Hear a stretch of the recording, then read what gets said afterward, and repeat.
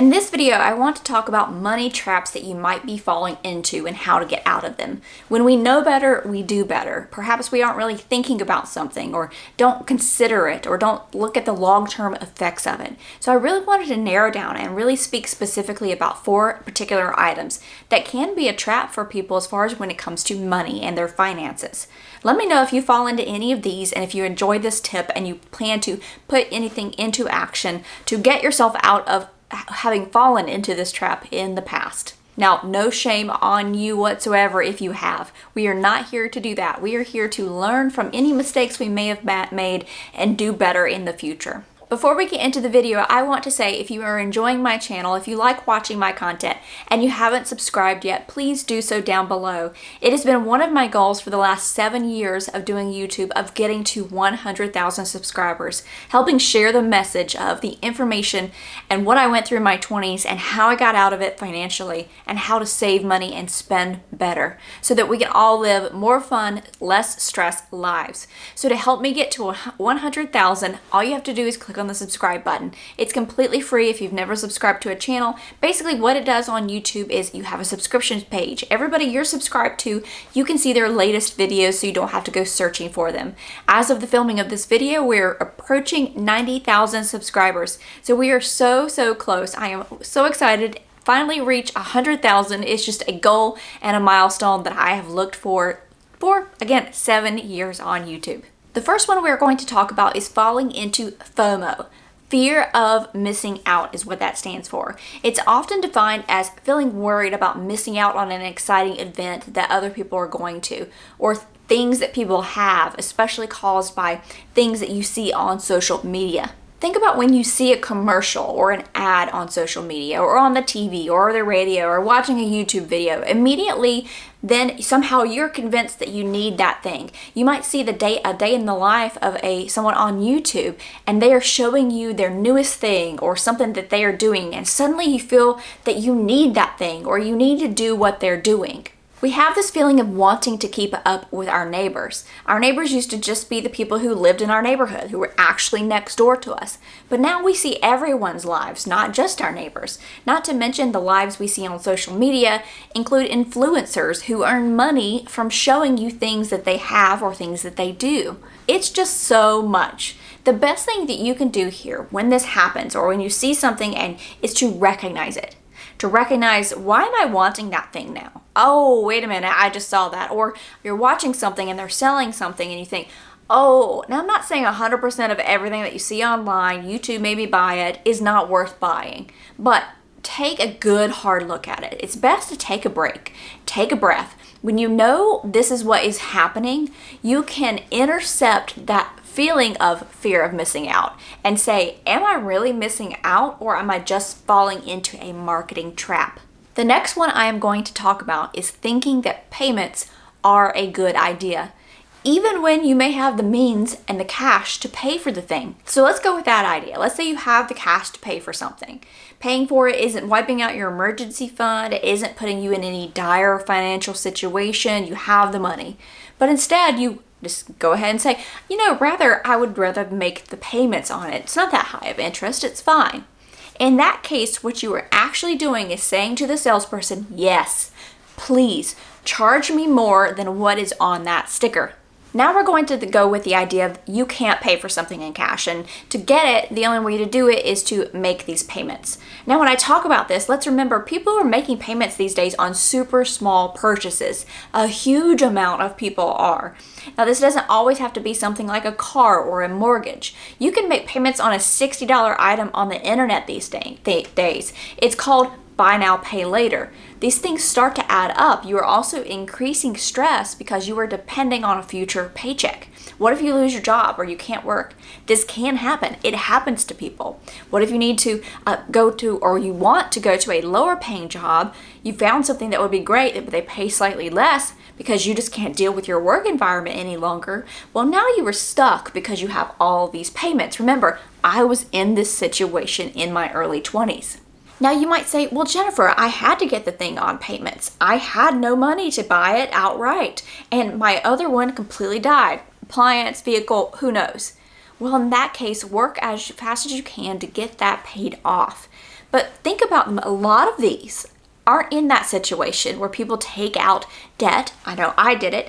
None of this stuff that I took out debt on did I need. It wasn't something I had to put on payments. A lot of times it is just wants. So there's some things to think about here when you think about payments, if it's something that you just want and you want it now. Number one, always having a new item isn't something that leads to ultimate happiness. Newness wears off real quick. Number two, if you can save up for the purchase, you will have more pride and appreciation in the thing you've bought. You usually take better care of it because you've spent months sacrificing to save bit by bit for it. Number three, small payments do add up. Small payment here a payment, there a payment, everywhere a payment. Sorry, I got distracted there with that song. These add up to large chunks of money.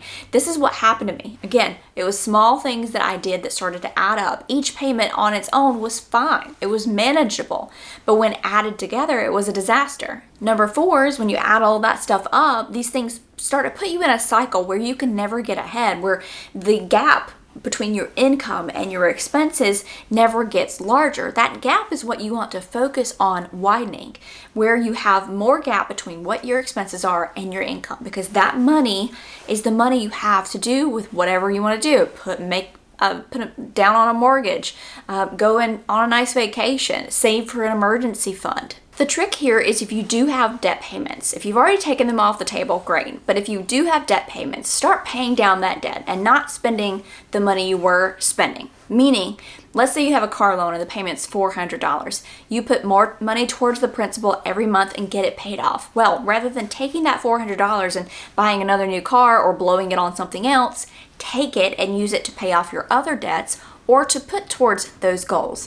That is then going to be an extra $400 a month that's going to be in between your income and expense gap that you've got that you can do things with. Number three is thinking more money will make it all better. I just need to make more money. I need to go and make and get more money. I need to get a higher paying job. I need more per hour. I need. That's what will help. After that, I will be all fixed. If you think alone that extra money will solve your issues, it won't. Dave Ramsey says personal finance is 20% head knowledge and 80% behavior.